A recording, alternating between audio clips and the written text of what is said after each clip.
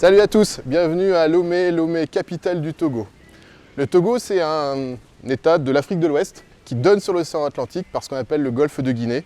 La superficie du Togo, c'est à peu près la région Nouvelle-Aquitaine pour vous donner une idée de la taille du pays.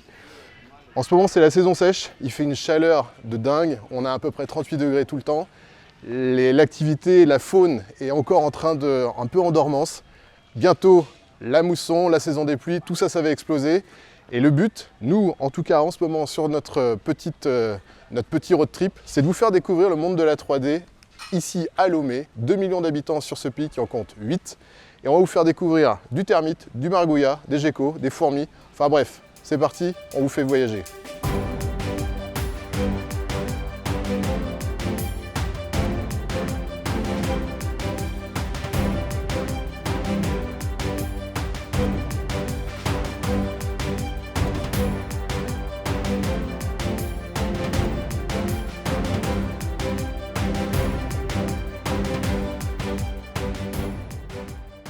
Regarde les soldats, ça c'est vraiment les macro quoi.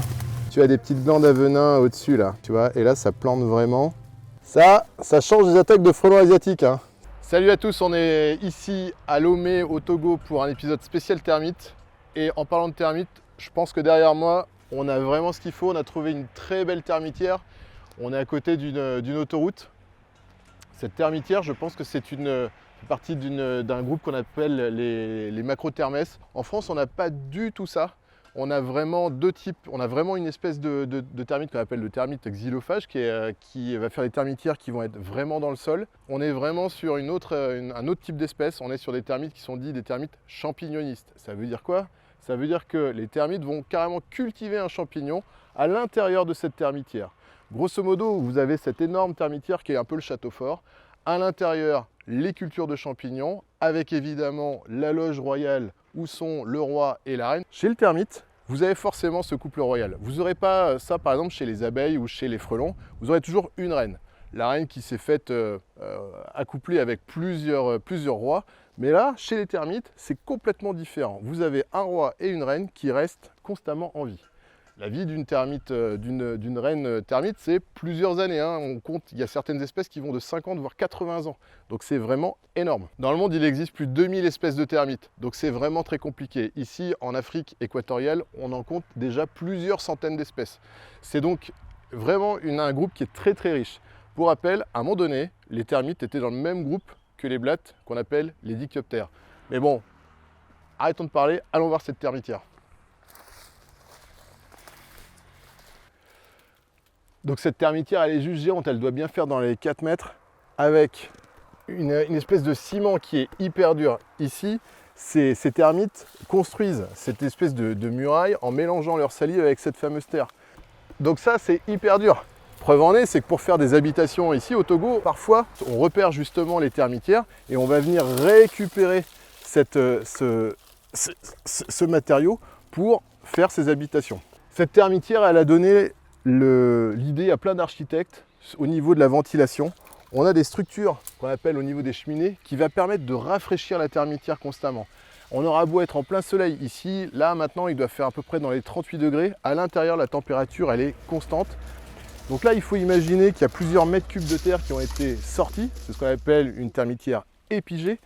Et donc toute cette terre elle a été enlevée de dessous, donc on a des espèces d'énormes volumes en dessous qui sont complètement vides. Cette termitière qui fait plusieurs mètres cubes, elle renferme également beaucoup d'eau, plusieurs centaines de litres. Ça c'est vraiment quelque chose qui est très important. Toutes les galeries à l'intérieur, elles sont humides. Vous vous doutez bien que les champignons, on va les chercher en automne, pas en plein été. Et bien chez les termites, c'est exactement la même chose. Il faut absolument garder cette humidité. Et c'est ça qui est génial, c'est que les termites sont capables d'aller chercher de l'eau à plusieurs dizaines de mètres de profondeur. On considère même que certaines espèces vont jusqu'à 50 mètres de profondeur. Ici, on considère souvent que quand il y a une termitière, une végétation est souvent plus dense autour de la termitière, tout simplement parce que les termites ont ramené cette eau. Chez les termites, pour se reproduire, c'est pas compliqué. On a ce qu'on appelle un essaimage. Ici, donc, une termitière va produire des milliers de futurs rois et de futures reines pour coloniser, faire produire une nouvelle termitière. En France, ça existe aussi. Généralement, c'est chez le groupe qu'on appelle les Reticulitermes, enfin chez le genre, vous allez avoir cet essaimage qui va se faire en avril. Regarde les soldats, ça c'est vraiment les macro quoi. Donc, bon là j'ai mis les gants quand même, hein. Tu as des petites glandes à venin au-dessus là. Et là ça plante vraiment. Ça change des attaques de frelons asiatiques, hein. Et là, tu as vu la taille des galeries? Regarde. Non, parce que si je peux juste éviter de me faire défoncer le bras, parce que là ils sont vraiment mastoc. Si j'avais pas les gants, je pense que j'aurais vraiment mal. Parce que même à travers mes gants, je le sens. Et mes gants sont quand même très épais. Quand ils sont accrochés, pour les défaire, c'est vraiment... Enfin, tu vois, il faut vraiment que je tire. Enfin là, si... Je peux même pas, je vais lui arracher la tête, quoi. Bon, bien voilà, on a vu toute cette présence de termites ici à Lomé, au Togo, même en général. On a bien vu que les termites étaient vraiment une problématique aussi bien sur les habitations que sur les systèmes agro-pastoraux. C'est vraiment une vraie problématique. Après, en termes de traitement, c'est assez compliqué en fait, parce qu'il y en a vraiment partout. On ne va pas commencer à mettre de l'insecticide un peu partout. Donc on va plus être dans des changements de matériaux. Donc des bois qui sont attaqués, on les enlève. Et puis après, sur la partie agro-pastorale, c'est beaucoup plus compliqué. Merci d'avoir suivi cet épisode. Si ça t'a plu, n'hésite pas à t'abonner et à très vite pour de nouvelles aventures.